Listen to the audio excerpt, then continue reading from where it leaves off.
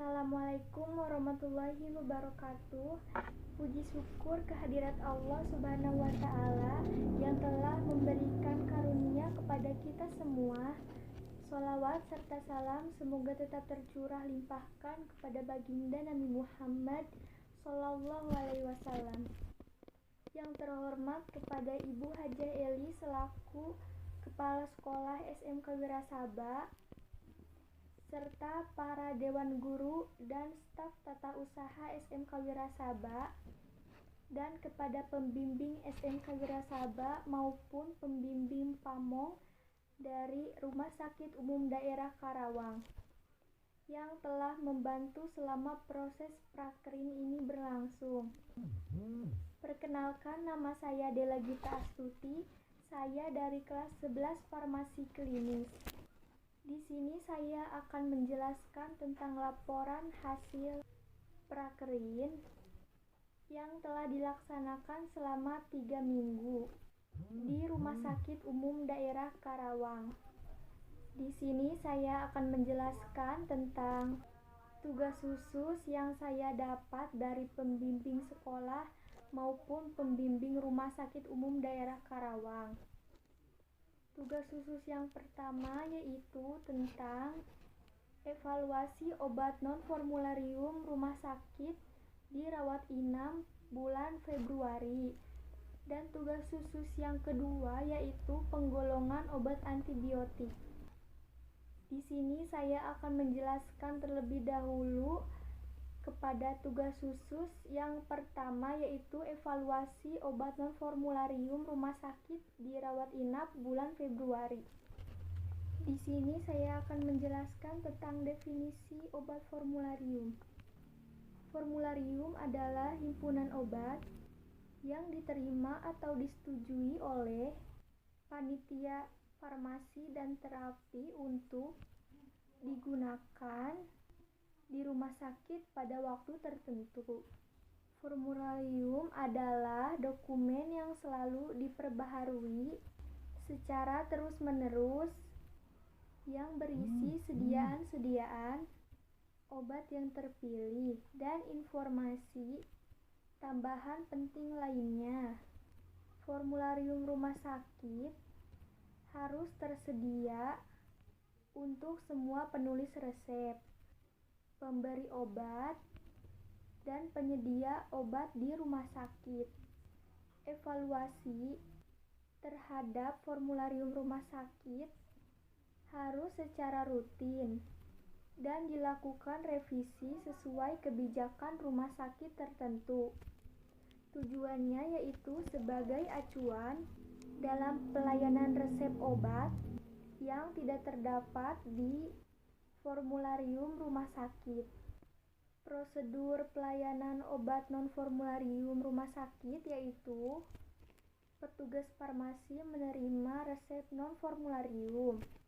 Lalu petugas farmasi harus mengkomunikasikan obat pengganti yang ada di formularium kepada dokter yang bersangkutan. Apabila dokter menyetujui, maka petugas dapat mengganti obat non-formularium tersebut dengan obat yang telah tersedia. Apabila dokter tidak menyetujui, maka petugas distribusi farmasi melakukan order ke apotek atau rumah sakit, lalu mengorder langsung sejumlah yang diinginkan oleh dokter. Petugas farmasi mengkomunikasikan ke perawat tentang persetujuan penggantian obat dari dokter atau obat khusus dari dokter. Lalu dokter harus mengisi form pengajuan obat baru atau obat khusus. Lalu koordinator pelayanan farmasi membuat catatan atau penulisan resep obat non-formularium, nama dokter penulis, dan konfirmasi yang telah dilakukan. Lalu dilaporkan kepada manajer instalasi farmasi. Manajer instalasi farmasi melaporkan ke direktur melalui rapat panitia farmasi dan terapi tentang evaluasi pelayanan resep obat di luar formularium tersebut. Unit yang terkait yaitu instalasi farmasi, panitia farmasi dan terapi, serta bangsal keperawatan. Lalu saya akan menjelaskan tugas khusus yang kedua tentang penggolongan obat antibiotik. Definisi antibiotik. Antibiotik adalah zat biokimia yang diproduksi oleh mikroorganisme yang dalam jumlah kecil dapat menghambat pertumbuhan atau membunuh pertumbuhan organisme lainnya. Lalu di sini saya akan menjelaskan tentang penggolongan antibiotik.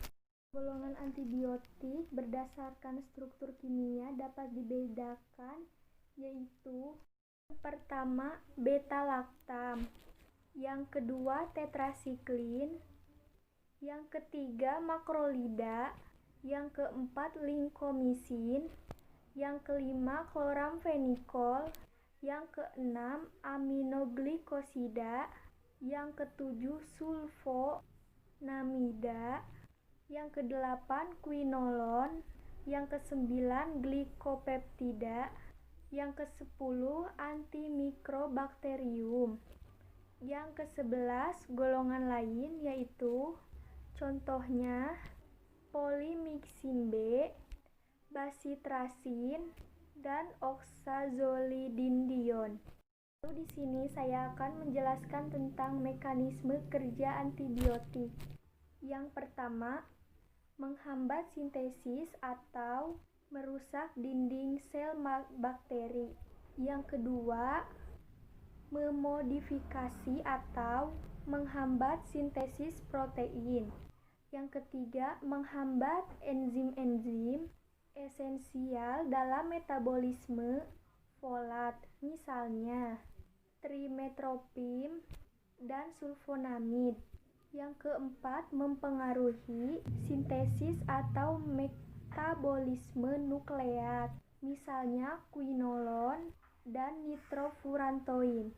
Dan yang kelima, mempengaruhi permeabilitas membran sel bakteri. Antibiotika yang termasuk adalah polymyxin. Berdasarkan spektrum kerjanya, antibiotik terbagi atas dua golongan besar, yaitu antibiotik dengan aktivitas spektrum luas atau broad spektrum dan aktivitas spektrum sempit, yaitu narrow spektrum. Yang pertama, antibiotik spektrum luas. Spektrum luas bekerja terhadap lebih banyak bakteri, baik gram negatif serta gram positif, beserta jamur. Yang kedua, antibiotik spektrum sempit. Antibiotik spektrum sempit bekerja terhadap beberapa jenis saja. Demikian pembahasan tugas khusus dari saya. Mohon maaf bila ada kekurangan dan kesalahan kata. Wabillahi taufik wal hidayah. Wassalamualaikum warahmatullahi wabarakatuh.